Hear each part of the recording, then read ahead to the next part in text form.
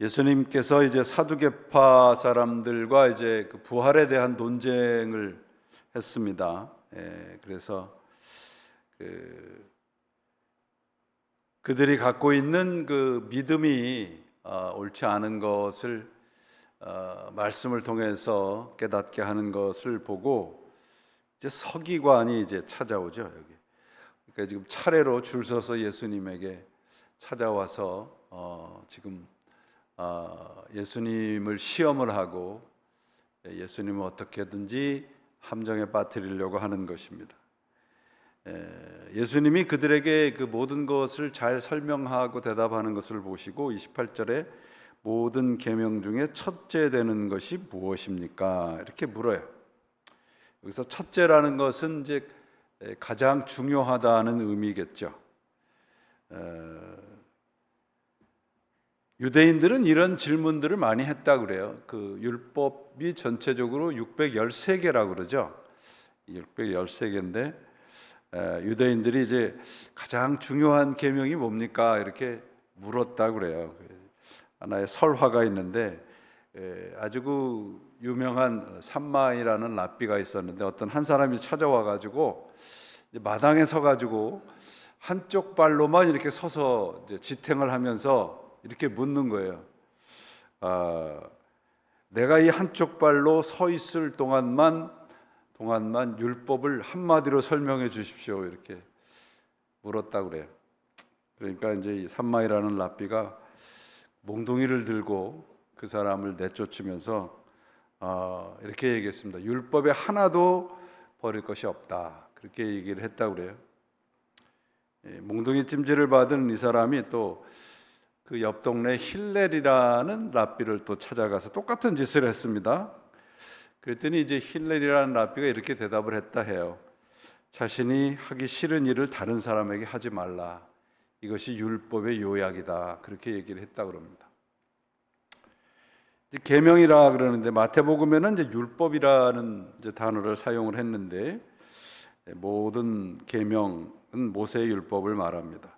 613개라 그러는데 365는 하지 말라는 계명이고요. 248개는 하라는 명령의 율법입니다. 365는 1년이고 248은 우리 인체에 있는 각 모든 부분의 숫자라고 해요. 그러니까 유대인들이 그 율법을 이야기하면서 어떤 한 날, 특정한 날, 특정한 일을 하는 것이 율법을 지키는 것이 아니라는 것을 가르치는 거죠. 그래서 우리의 신체가 248개인 것처럼 매일매일 우리의 몸으로 하나님께 예배를 드려라. 이제 그렇게 가르치는 것입니다. 예수님께 묻는 이 그 질문을 통해서 예수님이 그들이 잘 알고 있는 이제 율법을 가지고 인용을 하죠. 두 가지의 율법을 얘기를 하는데 여러분들은 구약에서 제일 중요한 책이 어떤 책이라고 생각하십니까? 네? 구약이라고 그러시지 말고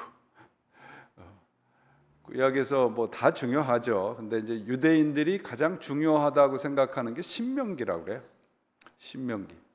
신명기는 이제 영어로 디오트로노미라고 그래서 두 번째 율법서라고 그럽니다. 그래서 이 율법서를 통해서 그 종교 개혁이 일어난 이제 그런 이 서신인데 이 책인데 예수님도 그 신약 성경에서 가장 많이 인용을 한 책이 신명기입니다.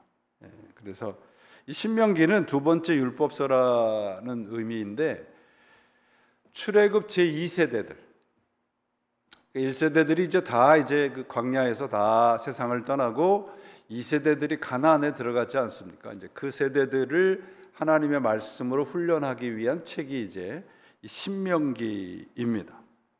그래서 그 신명기에서 6장 4절로부터 9절 말씀을 이제 가지고 이 하나님을 사랑하라는 말씀을 하고 있는 것입니다. 이 신명기에서 다 중요하지만 6장 4절서부터 9절 말씀, 우리가 이 내용을 우리가 쉐마라고 합니다. 쉐마라는 말은 들으라, listen 이런 뜻이죠. 그래서 6장 4절부터 9절 말씀을 인용하고 있는데 유대인들에게 목숨과도 같은 내용이 두 가지가 신명기에서 뽑으라 그러면 6장 4절부터 9절이고요. 또 하나는 26장입니다. 여러분들 한번 성경을 한번 찾아보세요. 26장입니다. 신명기의 26장 26장의 5절부터입니다.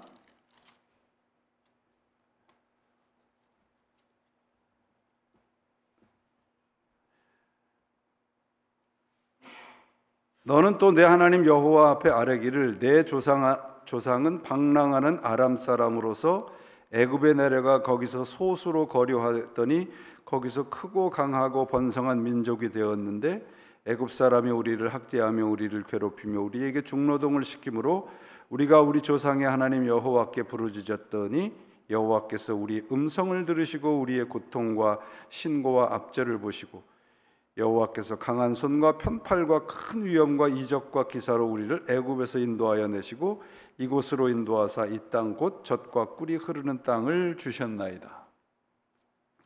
구약의 사도신경이라고도 부릅니다. 유대인들은 이걸 이제 사회신경이라고 부르기도 하는데 자신들이 뿌리가 어디고 하나님이 어떻게 인도하셨고 지금 어디에 있는지 이제 그것을 늘 이렇게 외우면서 이 말씀을 가지고 하나님과의 관계를 이제 가깝게 했던 것을 볼 수 있습니다.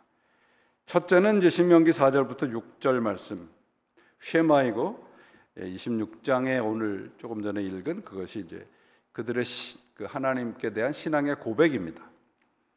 이스라엘아 들으라 이렇게 되죠. 쉐마이어, 리슨이에요. 우리 하나님 여호와는 오직 한 분이신 여호와이시니 너는 마음을 다하고 뜻을 다하고 힘을 다하여 내 하나님 여호와를 사랑하라. 이게 쉐마라는 말이 사실은 그렇게 쉽게 번역이 가능한 단어가 아니에요. 우리 이제 우리말도 들으라, 영어에도 listen 이렇게 이제 번역을 했는데 이 쉐마는 듣고 삶으로 응답한다는 뜻이 있습니다. 듣기만 하지 말고 삶으로 응답하라. 이제 그 말이 이제 쉐마입니다. 단순한 교리적인 어떤 선언이 아니고요. 삶의 방향을 결정하는 부르심입니다. 그래서 이 쉐마는 하나님과의 관계를 뜻하는 겁니다. 들으라는 말은 하나님 앞에서 멈추라는 말이에요. 오늘날 우리 젊은 세대들이 특히 그런데 뭔가 이렇게 생각을 하고 유추를 하려고 하지 않아요. 많은 젊은이들이. 왜 그럴까요? 전화기만 딱 키면 되는데 딱딱딱 누르면 요새 AI가 몇 초 안에 그냥 정보를 주잖아요. 굉장히 편리해졌는데 이렇게 과정을 생략하고 뭔가 결과를 먼저 생각을 하는 겁니다. 과정을 생략하고. 그러니까 서로가 서로에게 말을 들으려고 하지 않아요. 들을 필요가 없거든요. 전화기만 이 스마트폰만 있으면 되는 거예요. 그래서 하나님의 말씀을 들으면서도 뭔가 나에게 유익한 것만 취하려고 하지 행동으로 옮기려고 하는 그런 이 모습들이 사실은 그렇게 많지 않습니다. 오늘 젊은이들의 신앙이 굉장히 보수적이라고 이렇게 평가가 됩니다. 동성애라든지 여러 가지 사회적인 어떤 그런 이슈들이 있지만 전반적으로 젊은이들의 신앙이 보수적이라고 그래요. 그 이유는 뭔가 이렇게 체인지하고 변화하려고 하는 것들에 대해서 이렇게 적극적으로 나서지 않는 의미도 있다고 합니다. 그러니까 우리의 신앙이 여러분 그저 리슨하는 것으로만 멈출 것이 아니고 우리의 삶 전체를 하나님에게 열어놓는 것이 중요합니다. 그래서 과정이 굉장히 중요해요. 신앙에서는. 결과는 여러분 어쩌면 우리와 하나님과의 관계에서 결과는 이미 결정돼 있잖아요. 그렇죠? 하나님과 우리와의 관계에서 결과는 뭡니까? 영원한 나라잖아요. 영원한 생명이잖아요. 이미 결정이 돼 있단 말이죠. 그걸 누리는 과정이 필요하다는 거죠. 오늘 말씀도 바로 그겁니다. 이게 쉐마에서 하나님은 한 분이시다 그래서 이렇게 고백을 하는데, 이건 이제 하나님이 한 분이다, 유일신 사상을 말하는 것이기도 하지만 하나님 외에는 다른 것을 우선순위에 놓지 말라. 하나님 외에 다른 것은 우선순위에 놓지 말라. 우리 현대인들은 하나님은 우리의 삶의 몇 번째 우선순위일까요? 아마 뭐 예전에는 그 목사의 직업 순위가 이발사 밑이었다고 그러는데, 우리 하나님도 그 밑이 아닐까, 뭐 그런 생각을 가끔 합니다.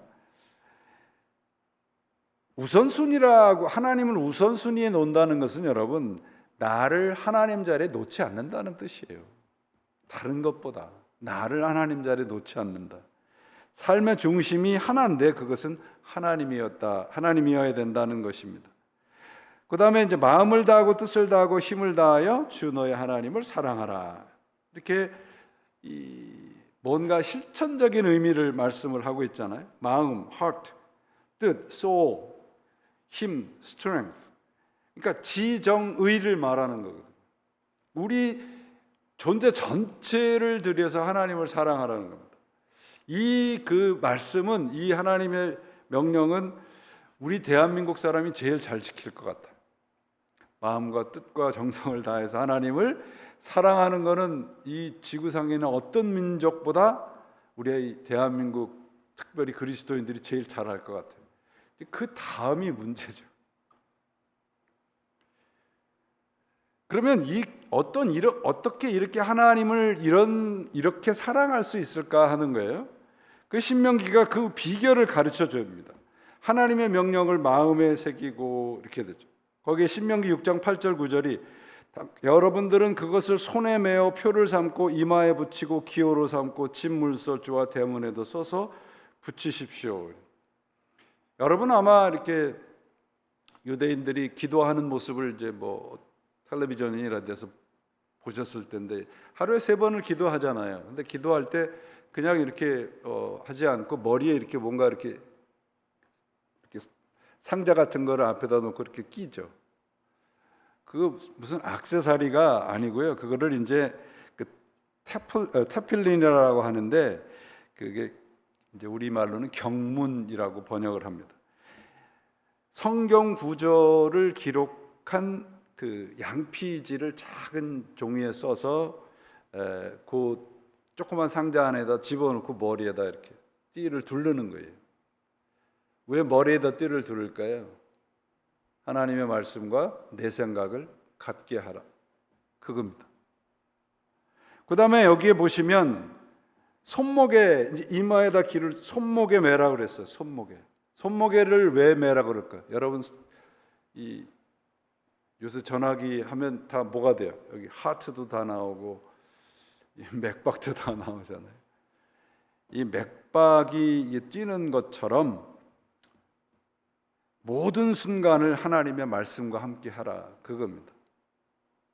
그리고 집 문설주에다 이렇게 이제 여러분들 이제 보셨을 건데, 그걸 이제 매주자라고 하는데요. 그거는 집 들어올 때나 나갈 때 이렇게 항상 이 사람들 이렇게 손에다 이렇게 하고 입에다 붙이고 그러잖아요. 그래서 집에 앉았을 때나 길에 갈 때나 누웠을 때나 일어날 때는 이 말씀을 가르치라, 그 말이에요.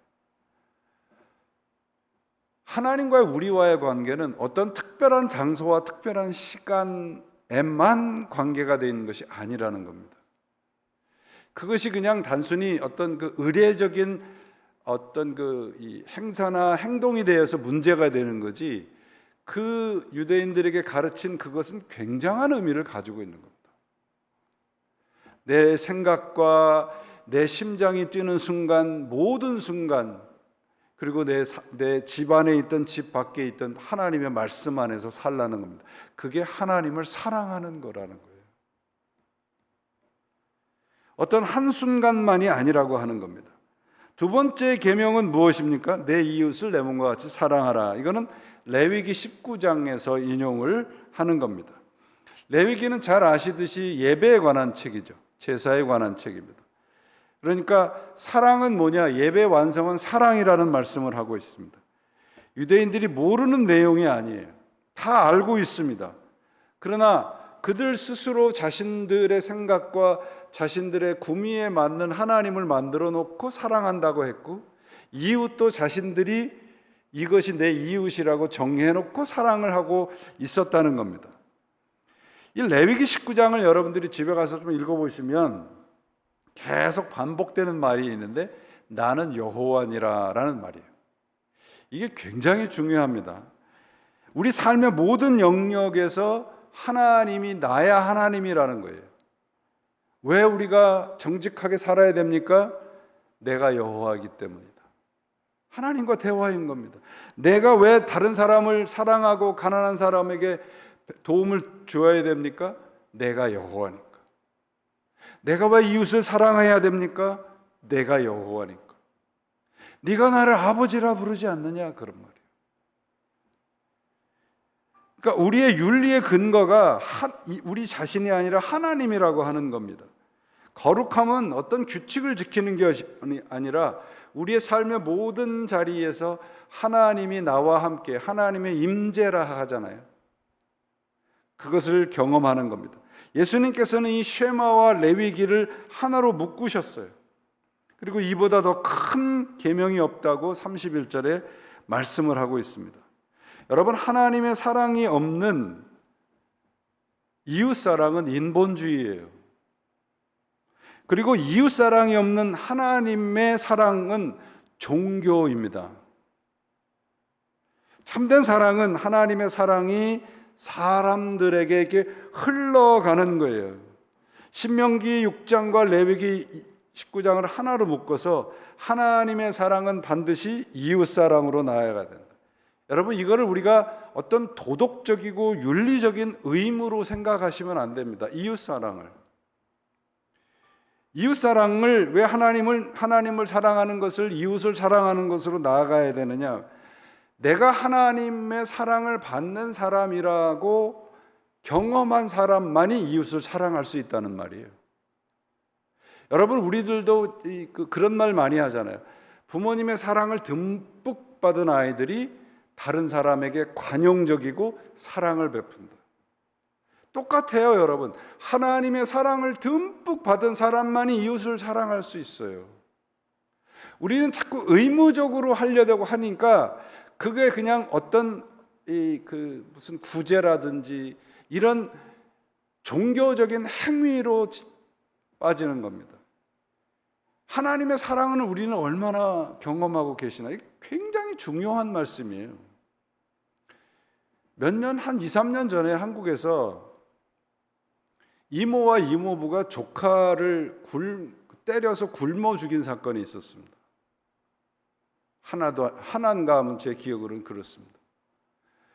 근데 나중에 그 이모와 이모부와 또 그 친모가 이제 나중에 다 공모해서 그랬다는 그것이 밝혀졌는데, 더 끔찍하고 충격적인 사실이 밝혀졌는데 뭐냐 하면, 그 친모와 그 이모가 자기 아버지로부터 가정폭력의 피해자였다는 거예요.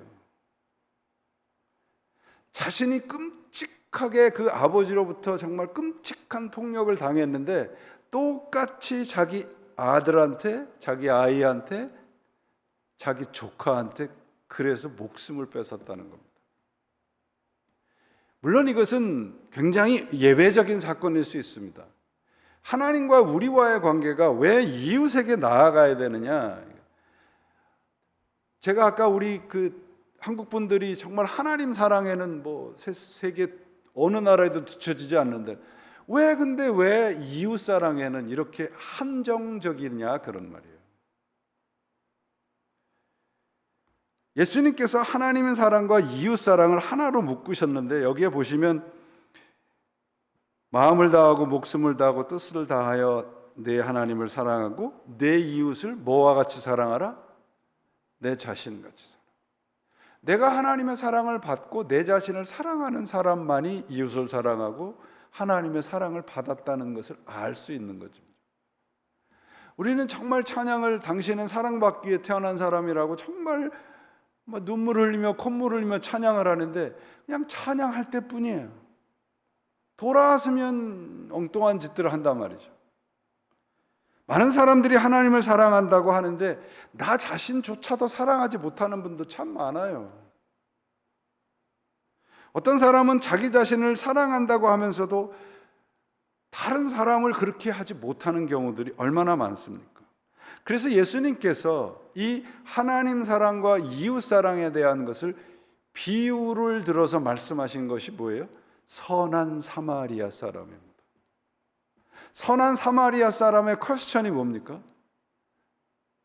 누가 내 이웃인가라고 하는 퀘스천이 아니라 누가 저 사람의 이웃이 되어 주겠느냐.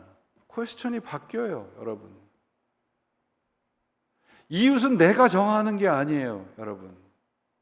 유대인들이 그 오해하고 미스테이크한 게 그겁니다. 나하고 생각이 똑같고 나하고 뭔가 의가 통하는 사람, 내가 좋아하는 사람, 그것이 이웃이란 말이죠, 여러분. 헨리 나운의 책에 그 호스피탈리티의 그 환대라는 그 책이 있는데, 이 환대라는 것이 우리 단순히 그냥 그 사람에게 어떤 뭔가 이렇게 좀 잘 대해주고 편의를 제공해주고 그렇게 생각을 하는데, 이 그 나운의 책에 이렇게 그 정의를 해요.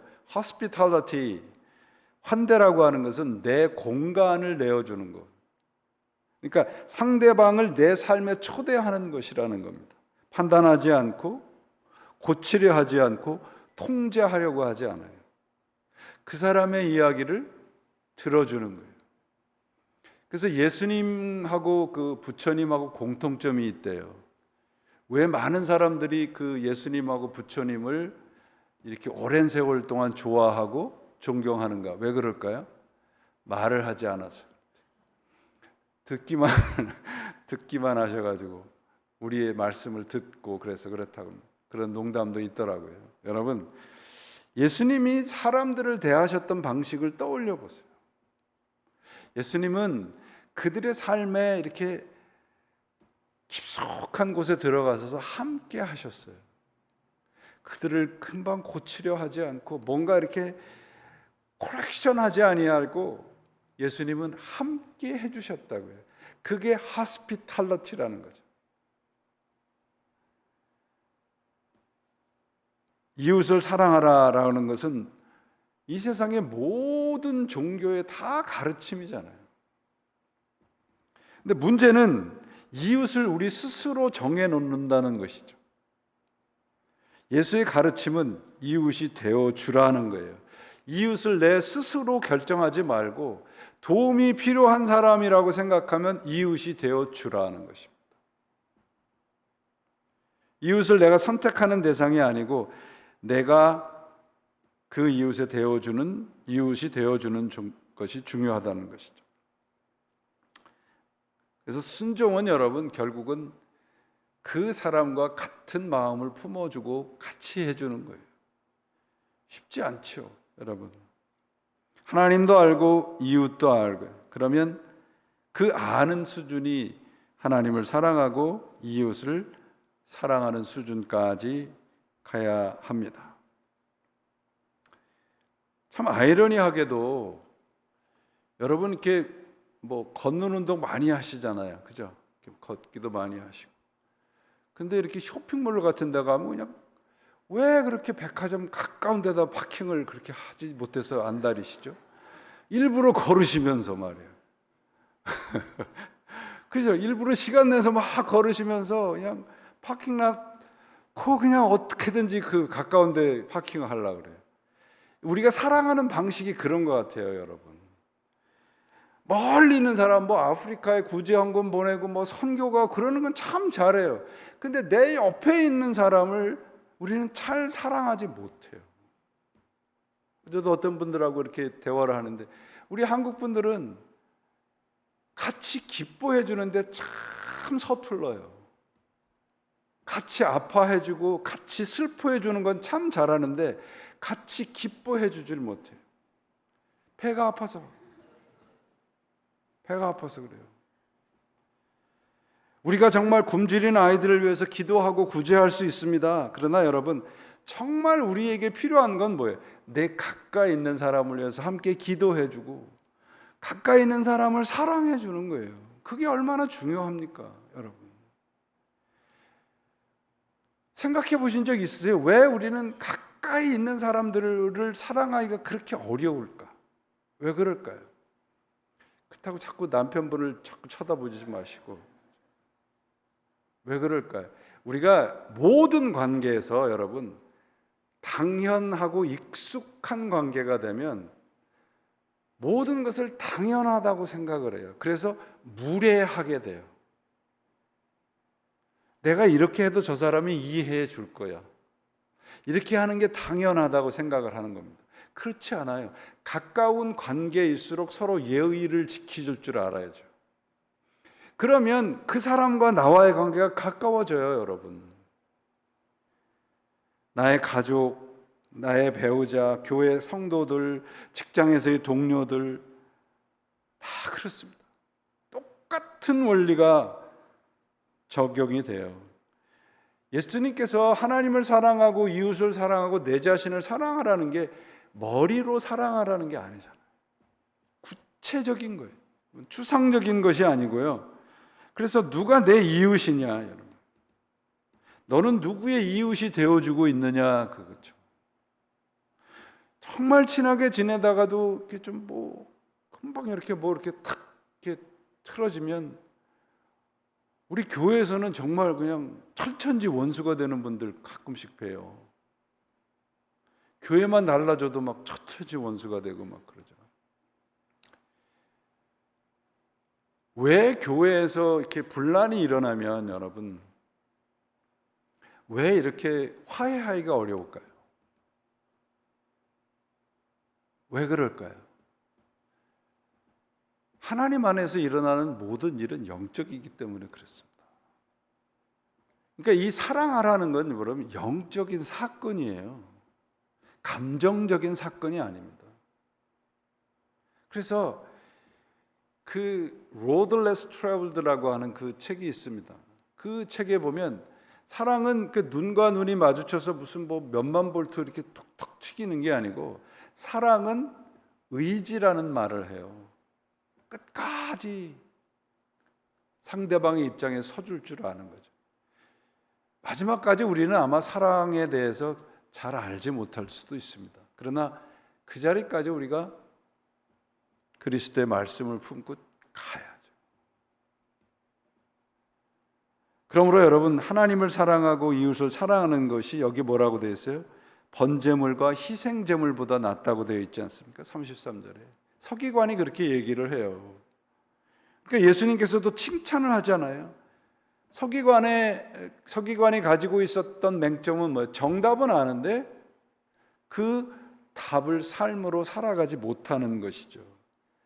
사랑은 여러분 먼 곳에서부터 시작되지 않습니다. 내가 선택한 사람을 좋아하는 것은 우리의 본성이잖아요. 내가 좋아하는 사람을 좋아하죠, 다, 그죠? 그러나 정말 힘든 사람이 있어요, 정말. 저도 아직까지 너무너무 부족해서 그게 잘 안 됩니다. 저 사람만, 어떤 분이, 저 사람은 왜 그 절이 나가지 교회를 와가지고 이렇게 교회를 힘들게 하나, 그런 분들 있다고 그래요. 네, 여러분, 내가 하나님을 사랑한다 하는데 왜 내 옆에 있는 사람에게 눈을 흘겨야 돼요? 그래서 다시 이 말씀을 돌아가면 내가 이웃을 사랑하는가 안 하는가를 우리가 판단하고 점검할 때 내가 하나님과의 사랑, 하나님과의 관계가 지금 올바른가, 나는 하나님의 사랑을 풍성히 받고 살아가는가를 점검하면 이웃사랑의 답이 나옵니다. 하나님의 사랑을 풍성히 받은 사람은 언제나 기뻐하며 모든 일을 잘 감당할 수 있습니다. 그래서 이웃사랑을 할 수 있는 거예요. 우리 가득한 교회는 사랑이 넘치나요? 안 넘치나요? 여러분, 저하고 이제 만난 지가 1년 가까이 되는데 제 얼굴에 여러분들의 사랑이 느껴지세요? 안 느껴지시는 모양이네요. 얼굴에 다 나타나요. 아, 저 사람이 나 좋아하는구나, 나 싫어하는구나. 그래서 우리 교회 안에서부터 정말 사랑이 좀, 하나님을 사랑하는 거의 한 1%만이라도 이웃을 사랑할 수 있는 그런 존재들이 되어가면 그것이 진정한 교회의 공동체, 신앙 공동체의 모습이 되지 않겠습니까? 여러분, 멀리 무슨 뭐 아프리카나 뭐 어디 선교 가실 생각 다음으로 미루시고 나와 가장 가까운 사람, 내 옆에 있는 사람이 땅끝이에요. 여러분, 여기서 이렇게 얘기하면 바로 옆이지만 여기서 출발하면 지구를 한 바퀴 돌아야 되잖아요. 땅끝이죠. 예수님께서 예배의 핵심은 사랑이라고 말씀하시고 하나님의 사랑의 현장은 이웃이라고 말씀하고 계시잖아요. 우리가 예배를 드리고 하나님을 사랑하는 만큼 이웃사랑들이 우리 교회 안에 특별히 가득한 교회는 정말 사랑이 뜨거운 교회구나라고 하는 그런 사랑의 공동체가 되셔서 정말 이웃에게 우리 이 주변의 커뮤니티에 사랑이 풍성한, 하나님의 사랑과 이웃 사랑이 풍성한 그런 교회로 소문이 나기를, 여러분들을 통해서 그런 교회로 만들어져 가기를 주님의 이름으로 축원을 드립니다. 기도하시겠습니다. 하나님 아버지, 감사합니다. 오늘도 하나님께서 우리들 사랑하라 하셨는데 우리들이 그냥 말로만 사랑하고 있지는 않는지, 우리의 인생이 다 가도록 사랑할 줄을 모르고 살아가는 어리석음을 범치 않게 하시고 하나님을 사랑하고 이웃을 사랑하고 주님의 사랑을 받은 나 자신도 사랑할 줄 아는 그리스도인으로 살아가도록 도와주시고 이 믿음의 공동체 안에 하나님의 사랑과 이웃 사랑이 언제나 풍성하게 넘치게 인도해 주옵소서. 예수 그리스도의 이름으로 기도합니다. 아멘.